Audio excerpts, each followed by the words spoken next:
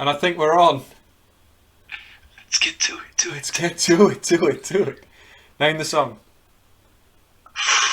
Oh, hold on. You should have asked me this before we came on. Let's get to it. You've got to get this. I know. What the heck? I've gone back. The pressure of being recorded and not knowing this. Hold on. This is a sitter. Just.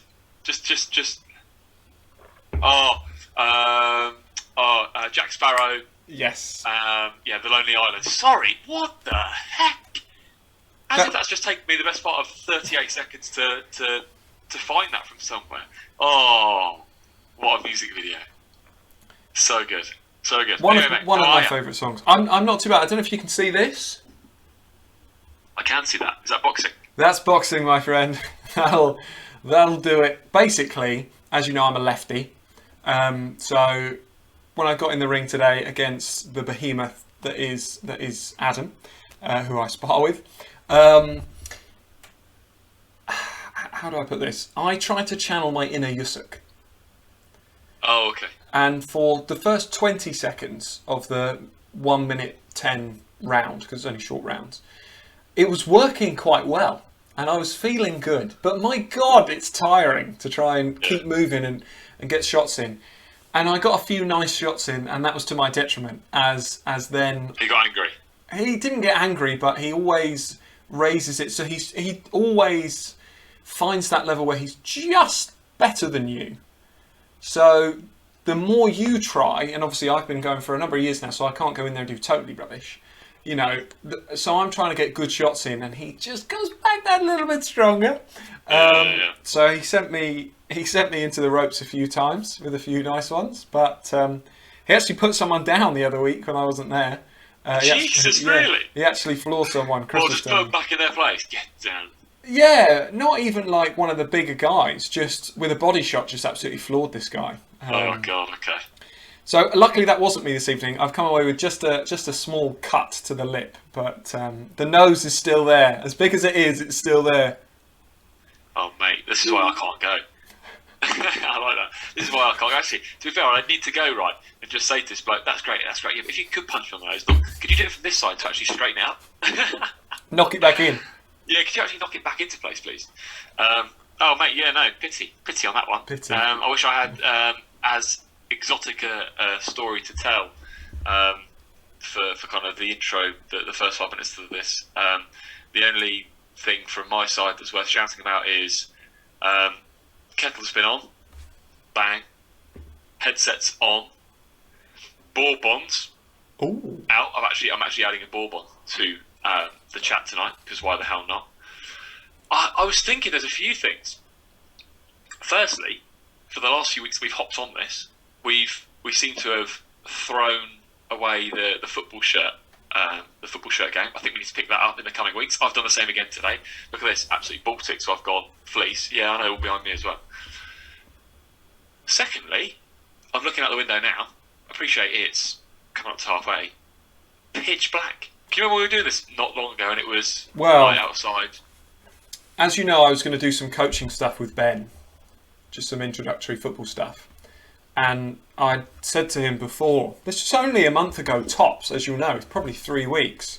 I said, you know, what about 7:15 to 8:15? I was thinking I finished boxing on a Tuesday, we do some introductory football training stuff, and then, you know, come back, maybe a D&Q stream, maybe something else.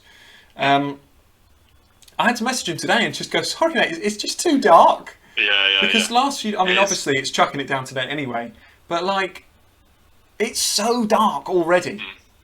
It's deeply upsetting. Yeah. It is depressing. It's not even got to the period where, you know, when it gets dark at 4 o'clock in the afternoon and you think, what is life?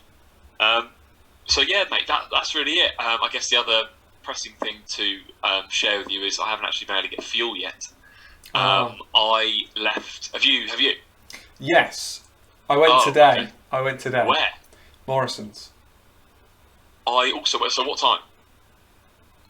half Really, 11. by the way, fully appreciate this is extremely boring Yes, conversation. hello to our viewer who said hi, by the way. It's nice to have you with us. Don't forget to follow on Twitch and subscribe on YouTube. It is a football show, but we are just talking about fuel at the moment. Yeah, so sorry. It's extremely vanilla, isn't it? So I went this morning. What time? To Morrison's. No, sorry. I'm gonna tell this story because I appreciate it's a football channel, and we will get to talking about internationals and the international break that's coming up soon. But I feel the need to just because that's kind of what this kettle on the show's about as well. Just me and you having a catch up. I got up this morning, set my alarm for 5:45. Nice. Left the house at 5:52 ish. Then drove because you know where I live. I have got Sainsbury's, BP, Asda, then Shell at the top of the road. Then I drove down the London road. Is it an Esso garage? Yeah, it's an Esso down there. Morrison's. So and Morrison's was all of the first ones, no fuel. Yeah. Drove to Morrison's, got there, and the queue for fuel went all the way around the perimeter of the car park, had then come back out to that little mini roundabout, had gone back, and then had started to queue on the. You go down from the traffic lights down, and then there's that roundabout there. It was a joke, mate, and I was like, okay, well that's that then. Then drove back. But at this point, it had gone 6, and I thought, okay, maybe one of these other 4 or 5 petrol stations are going to be open. All closed still. Went back out again at 10, all closed. I was like... So, to add to this, I come back from my girlfriend's at 8:15 this morning. I probably get back to Morrison's. Yeah. And it's still as you've just described it. Yeah. And I'm thinking, these commuters, coming out for fuel, they're going to be late for work. Like, they're in these big queues. I then went out at about 20 past to 11:30. I had a call finish early, and I thought, I'm going to go now because I don't want to go at lunchtime, so I'll just take my lunch early and just go now. I got back at 25 past 12. I did have to do some shopping in the shop as well, so I did get some bits. But I then joined the fuel queue, and like you say, right the way around the car park. And on my way back from boxing this evening, there's obviously, the Asda, not a million miles from you, with a garage there. And then there's Sainsbury's was shut, but there's one on the road past the Nissan garage as well. BP, Yeah, and that was open again, and there was just mad traffic, even at 7:15. It's ridiculous. The panic buying is ridiculous. Yeah, mental, mate. I've had to move my... I now can't go in the office tomorrow because I haven't got enough petrol to get to Shepperton. Yeah. So I'm working from home tomorrow. I've got enough petrol to get me to Petersfield for Thursday. But I need fuel between now and... The weekend. Thursday, Friday, the weekend, definitely, mate. Absolute joke, mate. And that's it. That's the start. That's the start. As if I've started this call off on that form, mate. But that's the way that this Tuesday's gone so far. What a feeling. What a great Tuesday it's been. Obviously we normally do a stream and play football on a Thursday, but no such activities for us because we're up in London town watching the mighty West Ham on Thursday. Against, and dare I say this,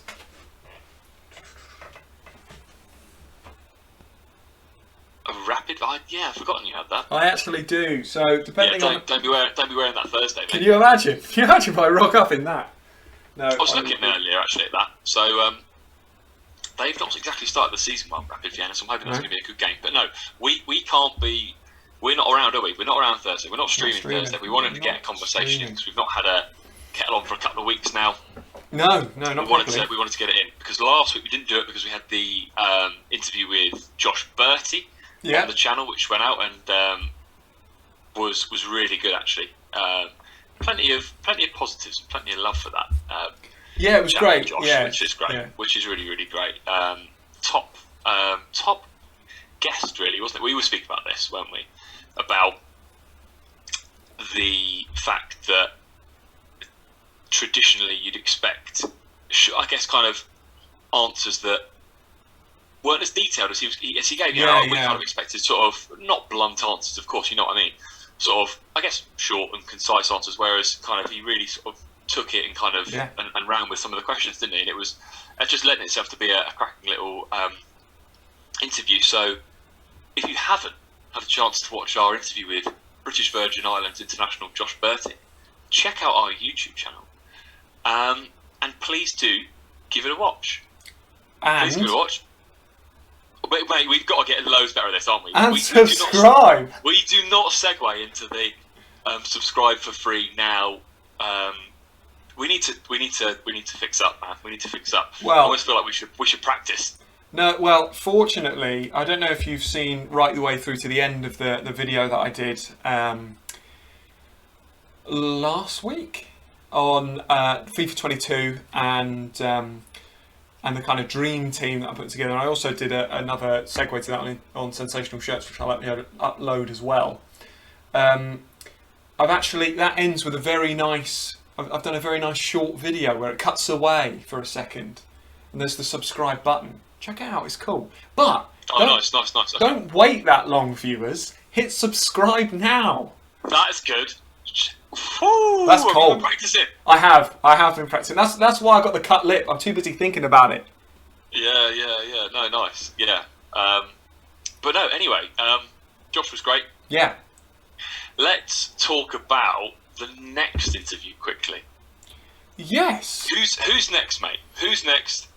Who are we chewing the fat with on international football next? Well, it's worth me reaching back out to this phenomenal international because I personally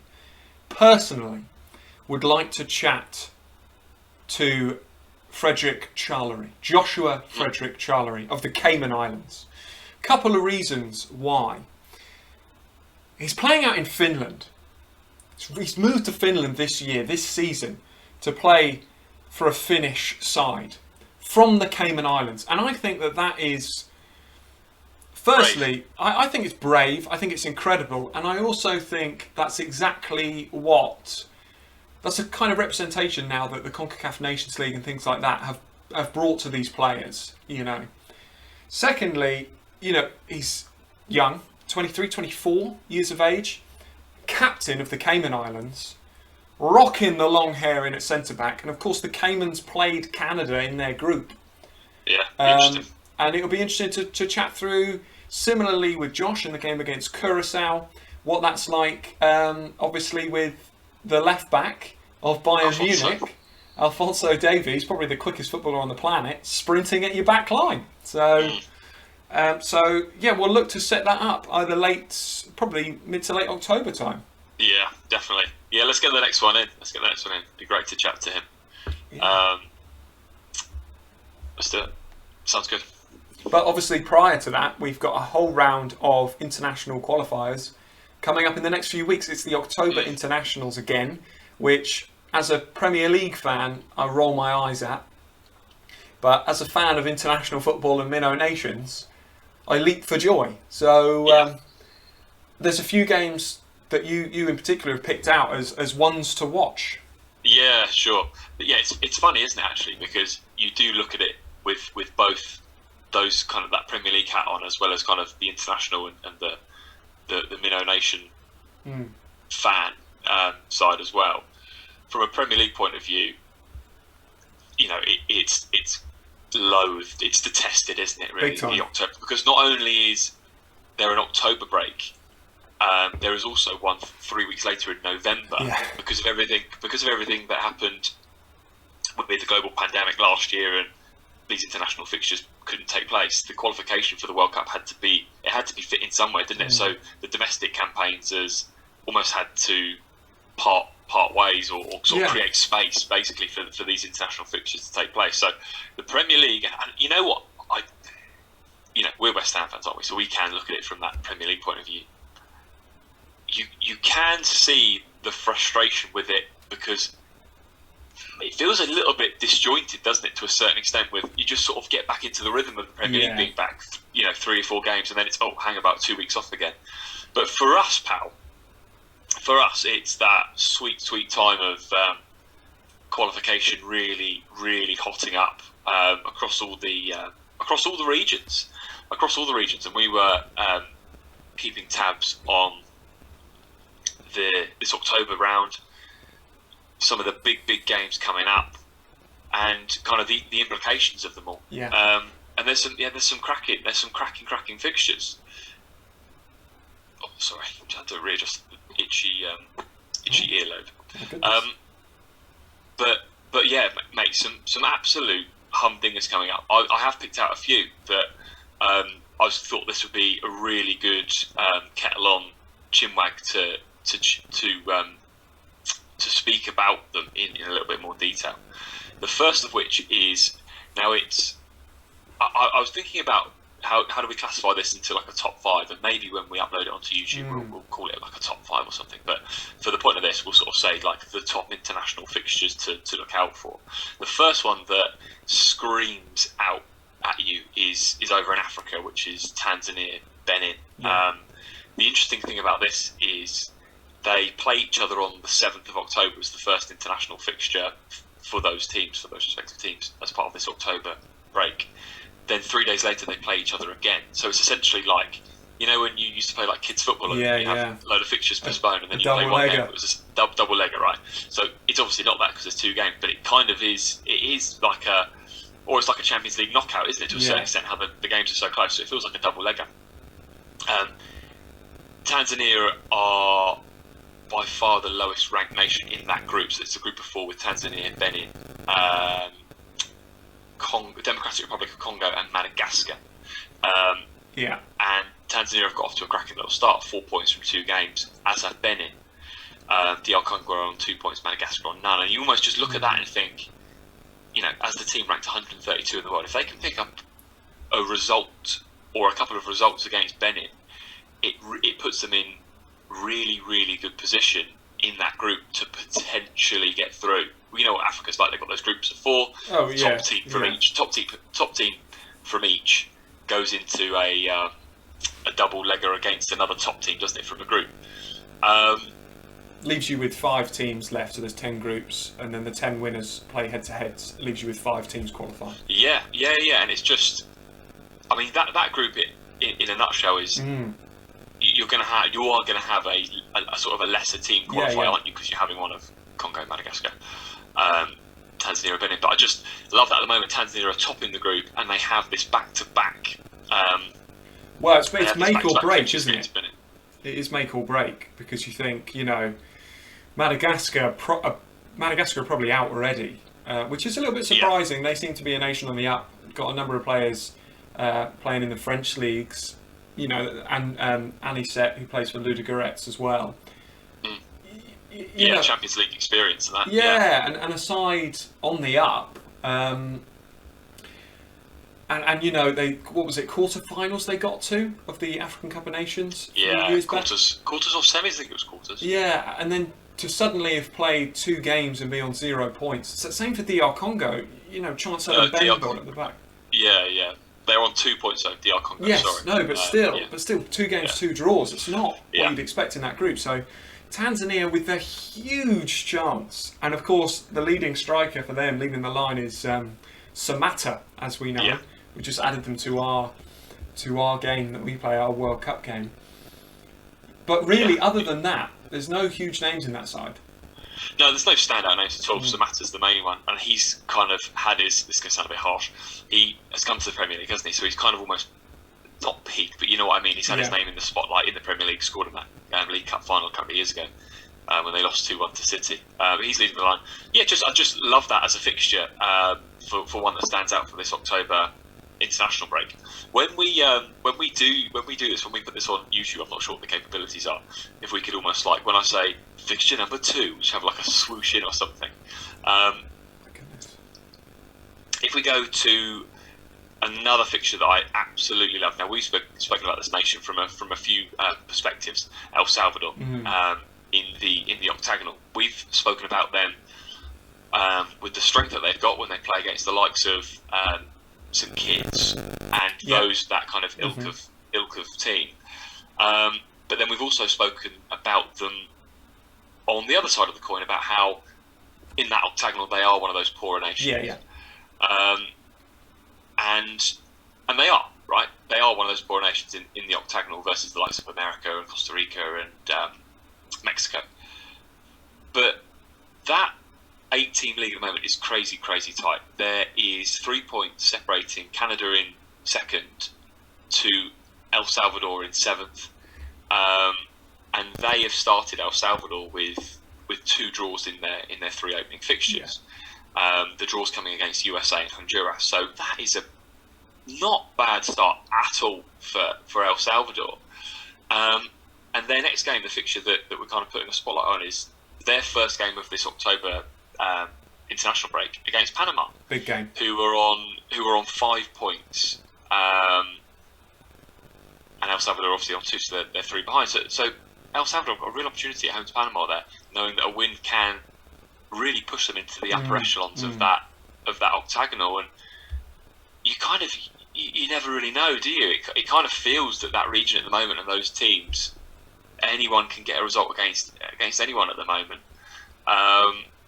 which is just crazy. So I absolutely love the sound of El Salvador v Panama as a fixture. I was looking at El Salvador a little bit earlier actually, and I absolutely love the fact that they have qualified for 2 World Cups in the past. Yeah, it's mental, really. That is quite it's mental, but it's so cool, isn't it? Like, that is a seriously cool stat. So they actually qualified for the 1970-1982 World Cups. Crazy. Well, so you've got to think, next year's World Cup is the 40-year anniversary since they last qualified. Yeah. What a shout. Yeah, so it actually is. And, you know, these games against the likes of Panama in that octagonal, if they get the result, it gives them a chance. What is it? Top 3 automatically go through, 4th? Yeah, and obviously in playoff, 4th has a playoff, and if you get a good draw in that, you know, it depends who you get.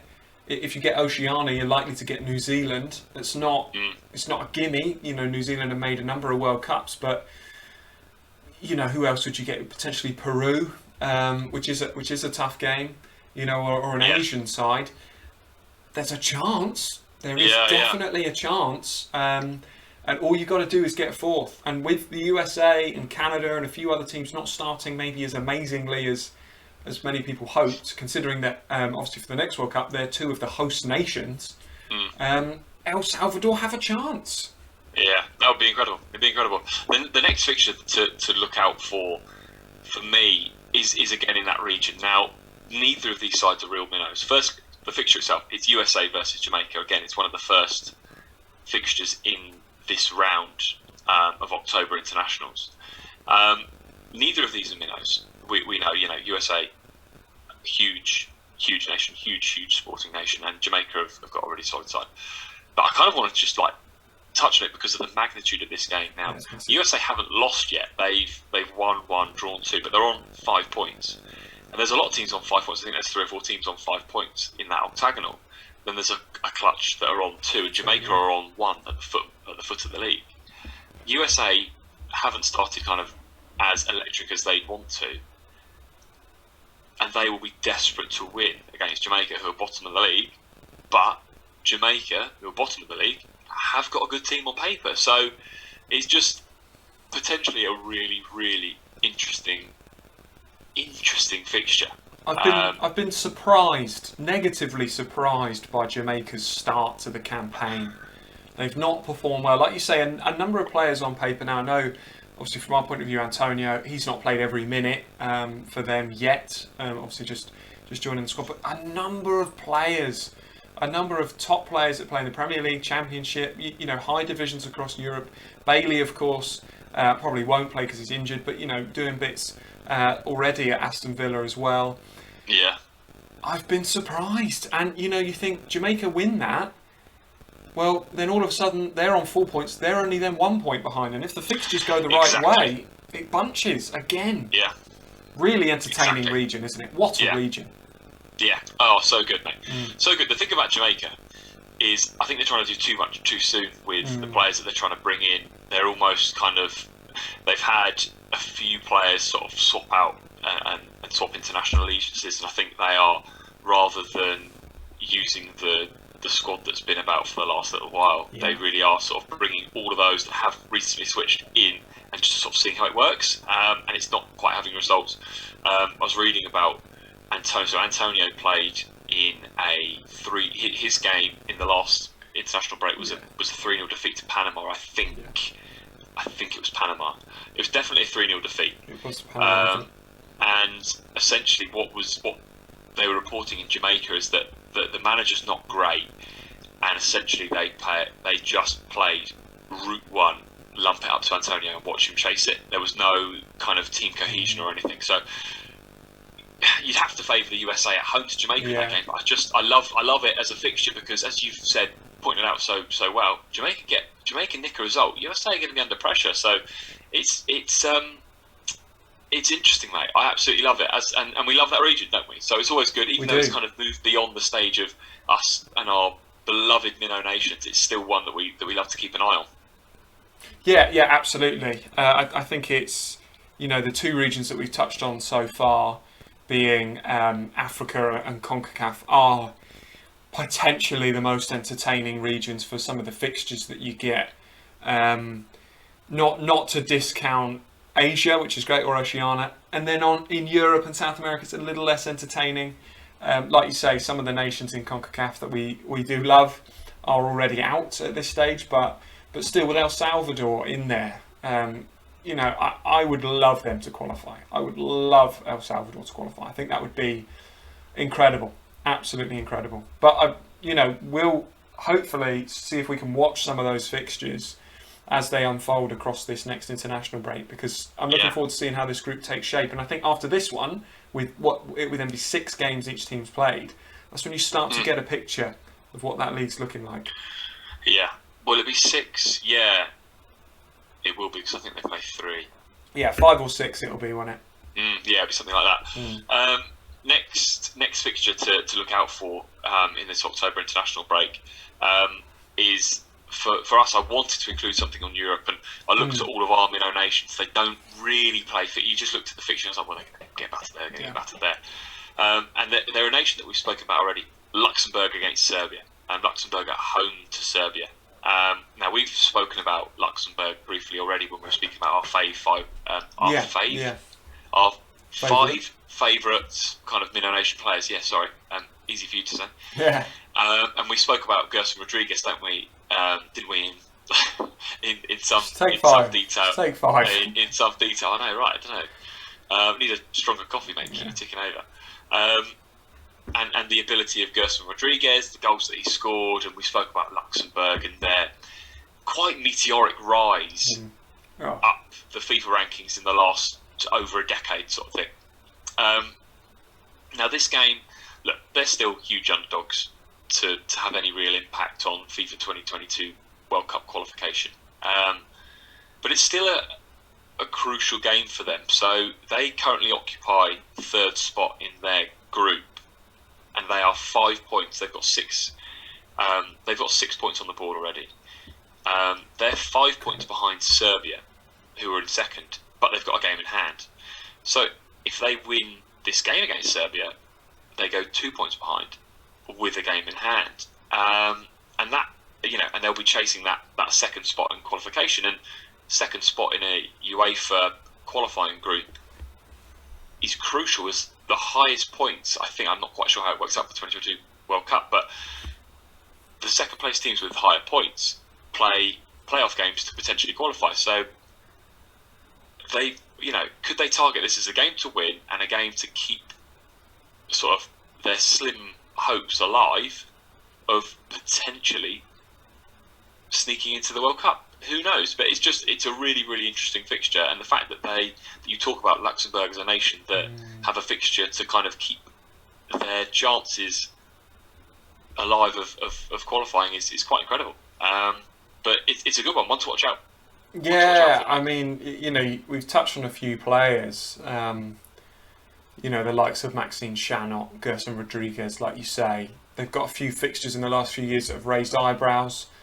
Like you say, some good performances against sides like Germany. They got a draw against, I think it was a draw against Italy as well. And, this always comes up as a big thing. Oh my goodness, Luxembourg. They're always, I feel just put in that same category of your Andorras and your San Marinos. We're talking about a side here that have got some players now. It's sort of out of nowhere, like you say. It's not like they've had players that have switched nationality for them in the same way that CONCACAF sometimes benefits. But some of the players they've got now are top players for good sides in Europe. Top players. Top player. terrific player. It's a terrific player. It's a top player. You know, yeah, you're bang on. You're bang on. I mean, we should. imagine if they really qualified. like that. That would be incredible. I really like that topic as a discussion point. By the way, around let's look back over the last 10 years and look at nations that have had meteoric rises or sort of dropped off the face of the earth. You know, really slumped down the rankings. That would be. I mean, that would take a little bit of research and some time to investigate, but it's cool, isn't it? It's really cool. I absolutely love. Again, I feel like it's something that we should bring to the channel because it's not something I don't feel that's ever really spoken about, is it, in football in terms around Luxembourg and about how well they've improved from this rank to this ranking, or another nation that is currently enjoying their best ever World Cup qualification campaign because in the last 7 years they've implemented this, which has shot them up in the rankings to deliver this. You know, it's a really cool. It's a really cool. Maybe that's one that I think we could do something with, whether it's a kettle on or whether it's maybe a bit more of a focused conversation. So rather than have a kettle on chat, we kind of have a conversation that is just solely around. You know, we've done a little bit of research, we've done a little bit of nerding out, which we quite enjoy doing anyway, and just having a conversation around picking a nation and speaking about their rise or their fall. It's cool. You can do the rise, I'll do the fall. Nice. But, nice. But yeah. No, it sounds good. Sounds good. And then I just scribbled down a couple of other notable fixtures that I quite liked for this next round. I'll go through these quite quickly. I don't want to sort of necessarily bore you to tears with them, but the first one. So I was trying to cover off as many qualification regions as possible. Lebanon v Iraq is a cool one. Yeah. So Lebanon, lowest ranked team remaining in AFC qualification, still top 100, but 97th in the world. They take on Iraq, who are at the bottom of that group, Group A. Asia at the point now. Is it round 2 or round 3? But they're at the point now where I think it is 3, where it's just 2 groups. It's one to keep an eye on. Lebanon have already got a point in this group, which was a quite stunning 0-0 draw away at UAE, and they are currently having their best ever qualification campaign to a World Cup with their performance so far. So really cool. As I said, it's them against Iraq. They're both low in that Group A. I think Lebanon are second bottom, Iraq at bottom. But you know, to think they get a result there, and I was going to say, they're not. Lebanon aren't going to qualify, but it's an opportunity for them to get some points on the board in what is an incredible campaign for them so far. And last but not least, I'm heading back to Africa for the final fixture that it's worth shouting about. This channel's about minnow nations, and Djibouti, who are stunningly still in qualification. Djibouti take on Burkina Faso. They're the lowest team ranked in African qualification by a country mile, 185th, which is just incredible. They've played 2, lost 2, and conceded 12 at this stage so far. But they've done ridiculously well to get there. Wouldn't expect any miracles against Burkina Faso, but they'll get battered, to be honest. But fair play for them to get there. They've matched their furthest ever qualification campaign. They beat Eswatini in the first round, the double legger, to get through. And then when I was looking at Djibouti a little bit earlier, again it ties in nicely to that previous sort of talking point or kind of content stream around ranked nations and growth. But in 2015, so 6 years ago, Djibouti were ranked 207th in the world. So, you know. Oh yeah, right down there. Yeah. The Tongas, the Turks and Caicos, the British Virgin Islands, the Anguillas of this world, and now they're ranked 185th in the world, have got through to the second round of the African qualification and are playing the likes of Burkina Faso. I don't know who else is in their group. One of their defeats was 8-0 against Algeria. That was it, yeah. And they're lining up against Riyad Mahrez and Saïd Benrahma and Slimani's, etc. So that's proper minnows against Premier League, Champions League players, isn't it? So, mate, those are my October international fixtures to keep an eye out for. I really love that. So those are the qualifiers, and I mentioned it on the Sensational Shirt stream because there's some more interesting fixtures, dare I say, coming up. Because we're getting to that point now as well where the World Cup qualifiers are the main thing, but there's a few other internationals bubbling away. And in Asia, there's now the AFC Cup, which they do for the international sides. And this is a really good point. When will they start? Because that's, again, we're talking minnow territory. Guam versus Cambodia, the double legger, is next week.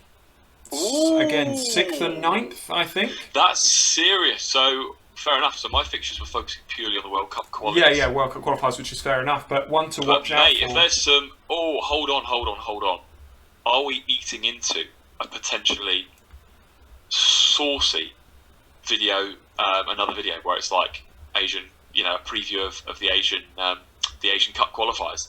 If so, button those lips, my friend, because that could be another cracker. Because that Guam Cambodia double legger is already sounding particularly tasty. It's outrageously tasty. Is it one of them? Is it a say no more because we can save it? I'm not going to say any more. We can definitely do another stream because they're not the only two nations. Yeah. Cool. Well, yeah. Keep that trap shut, my friend. Yeah, man. Oh, it's so cool. Absolutely, so cool. Could be interesting actually. Now I'm using that as a way just to chat about gaming actually. But what was strange was PES has moved to eFootball, as we know. But before it announced all of that, and it all looks absolutely rubbish, by the way. The eFootball stuff looks garbage.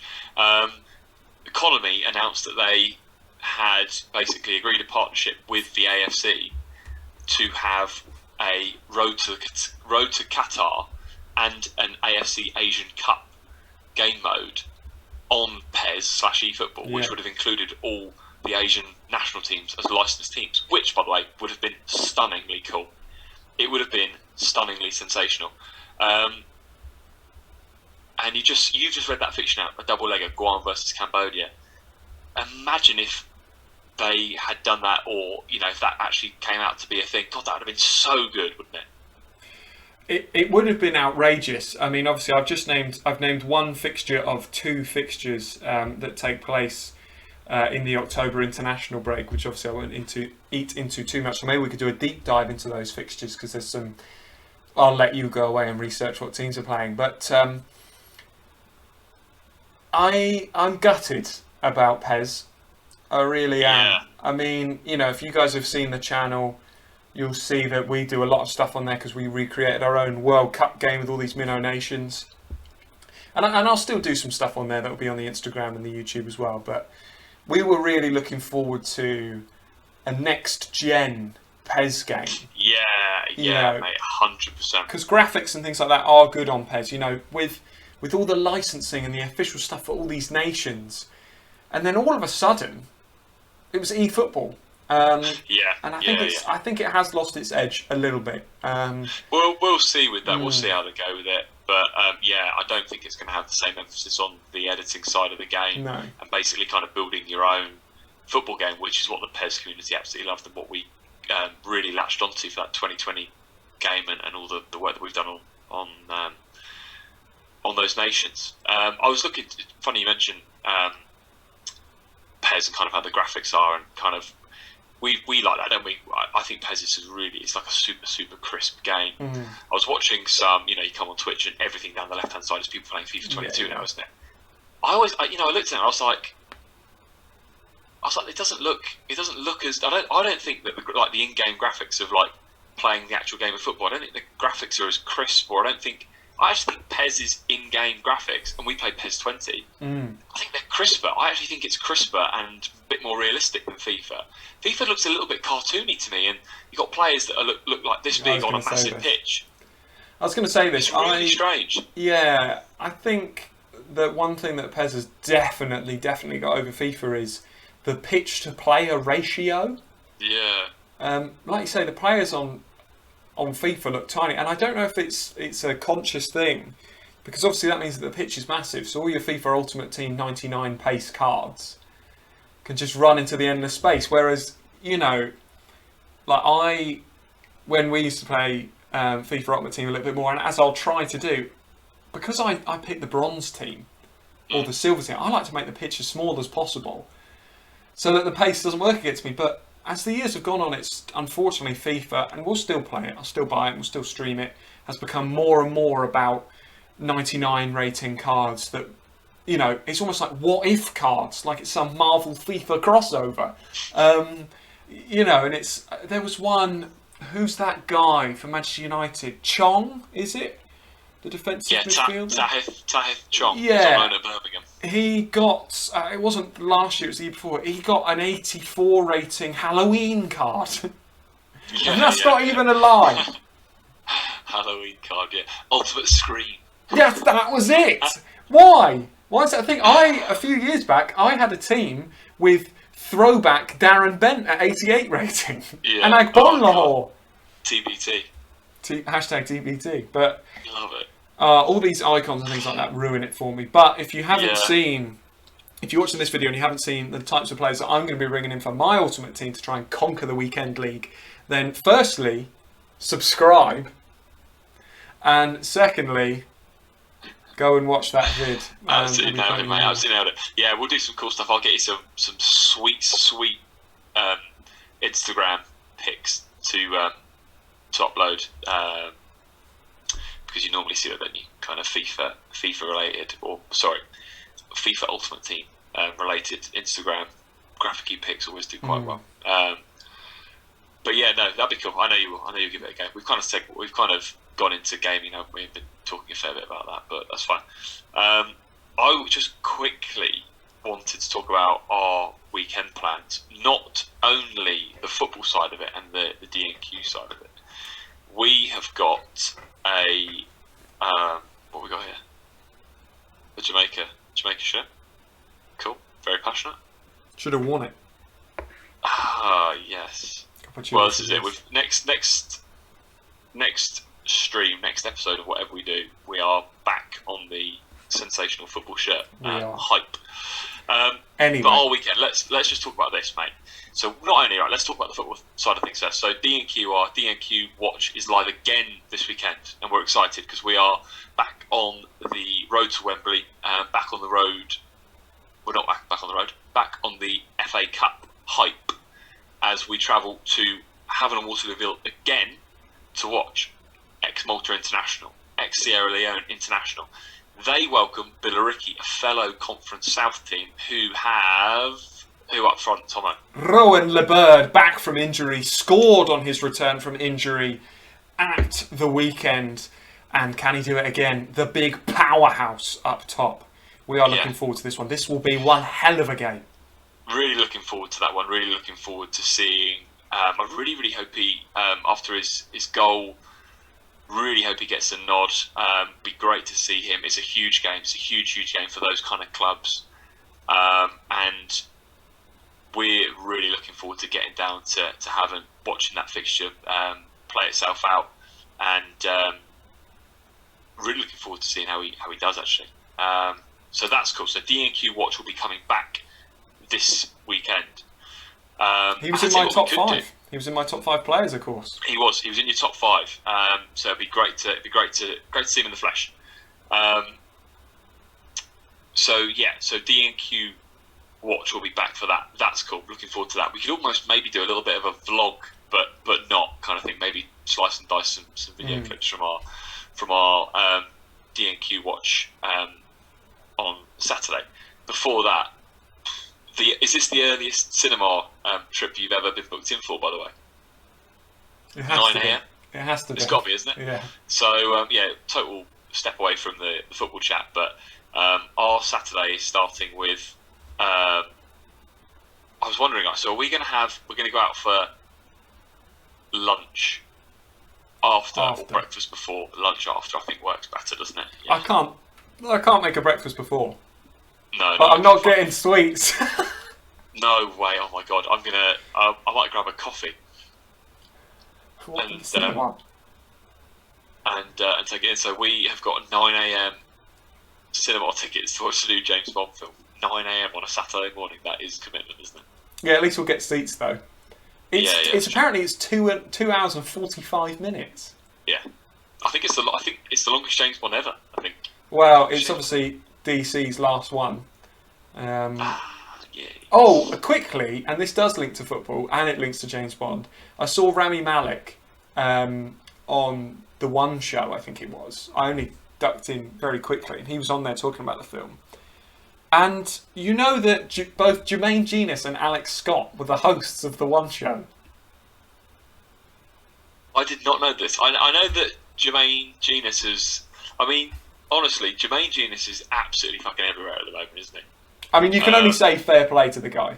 He'll be, honestly, mate, he'll be hosting Bake Off before you know. Yeah, he'll be... he is everywhere. He's like a rash. I went downstairs, he was in the kitchen.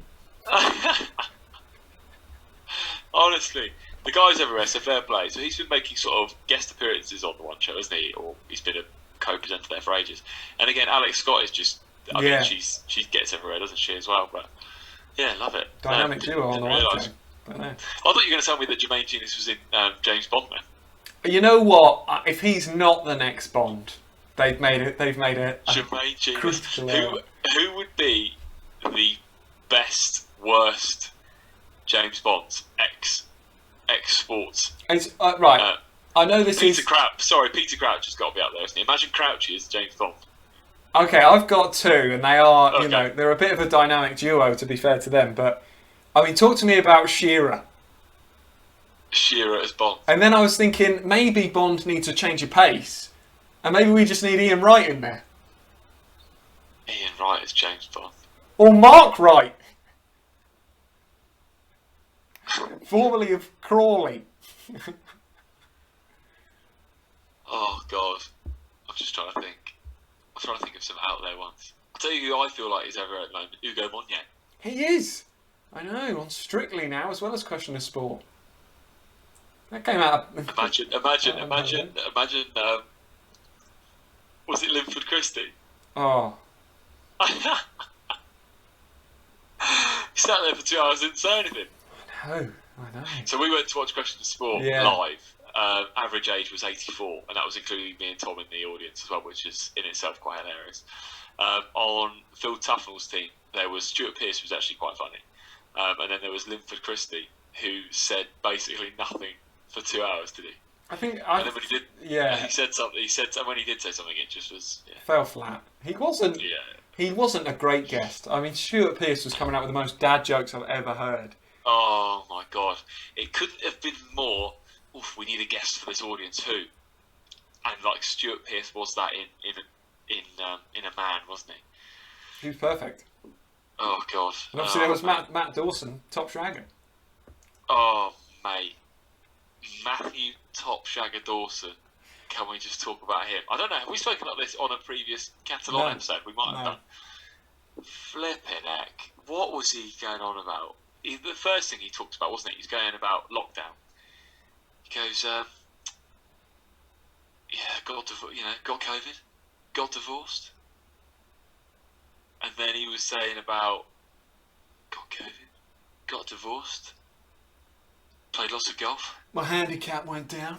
And you can imagine what all the audience were like. These kind of middle-aged dads. Everyone was loving it, weren't they? I just thought it was so cringy, and then got a girlfriend. Handicap went back up again. That's the worst bit for me. Is then he went lots of things been going up and down, and it's like, mate, you're on a question. You're not even on a Question of Sport anymore. Yeah. You're on the last leg tour. Yeah, mate. It's like Sue Barker's not going to shag you, mate. It's like Top Shagger Dawson, who knows? Top Shagger Dawson, yeah, mate. Oh, funny. Imagine him. He's the next James Bond. He's absolute Gavinhead. Just slapping about. I prefer Ugo Monya. I think he could rock it. Oh, I tell you, yeah, the guys. I tell you who's everywhere is Paddy McGuinness. Oh, God Almighty. All Flintoff. They're everywhere. Sorry, dude. Yawning. Fatigued. Yawning. Wow. Yeah, man. Yeah. Time is But no, it's marching great. on. Great stuff, dude. Great stuff. Loads to look forward to. Not only on the channel, but in real life as well.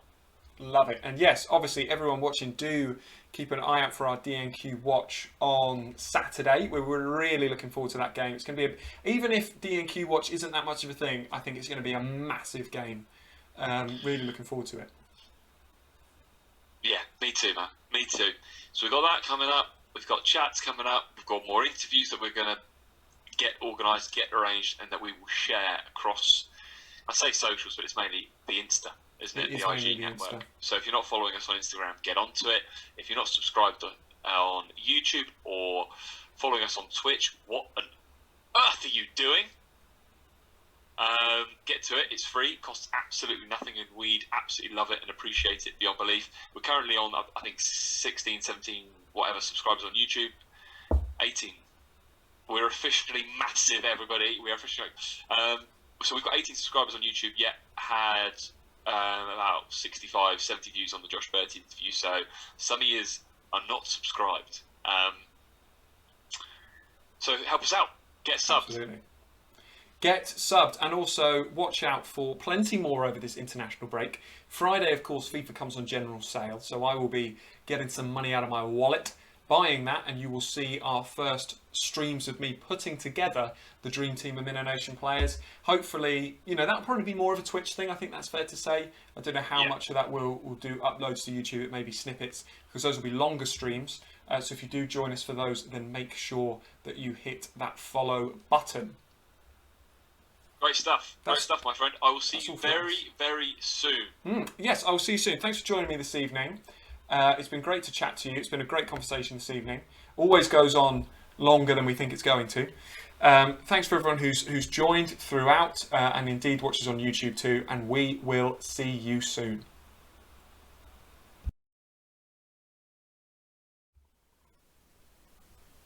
Thank you for watching DNQ. We hope you enjoyed it.